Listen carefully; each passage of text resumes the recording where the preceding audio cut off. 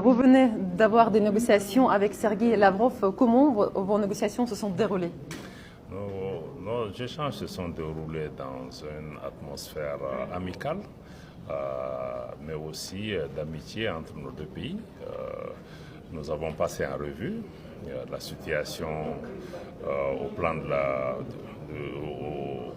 sous-régional, notamment les développements en cours dans la Confédération des États du Sahel au niveau du Mali, surtout avec la situation sécuritaire dans la région. Nous avons aussi regardé l'état des relations entre le Mali et la Russie, nous avons d'excellentes relations aujourd'hui au plan politique. Nous avons remercié la Fédération de Russie pour tous les soutiens constants qui ont été apportés au Mali. Récemment au niveau des Nations Unies par rapport au retrait de l'aménagement, par rapport à toutes les questions qui touchent à l'intégrité territoriale, à la défense de l'unité du Mali et surtout par rapport au veto russe qui a été posé pour la levée du régime de sanctions.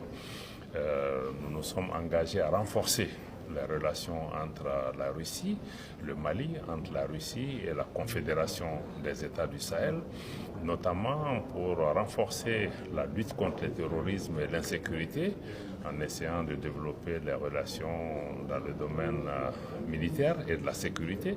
Mais au-delà de cela aussi, nous avons jugé la nécessité de concrétiser le mécanisme de coopération économique et commerciale qui a fait l'objet d'un mémorandum entre nos deux pays en marge du sommet Afrique-Russie et que ce mécanisme nous permettra de suivre et d'évaluer les progrès accomplis dans le cadre de la coopération dans les différents domaines sectoriels. Donc globalement, nous nous réjouissons de regarder dans la même direction que la Russie.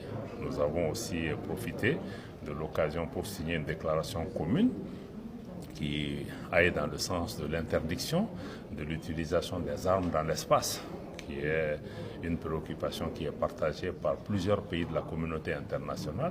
Et nous pensons que c'est une contribution importante pour la paix. Et nous nous tenons avec la Russie, avec tous les autres pays épris de paix, pour que la communauté internationale puisse en faire une priorité.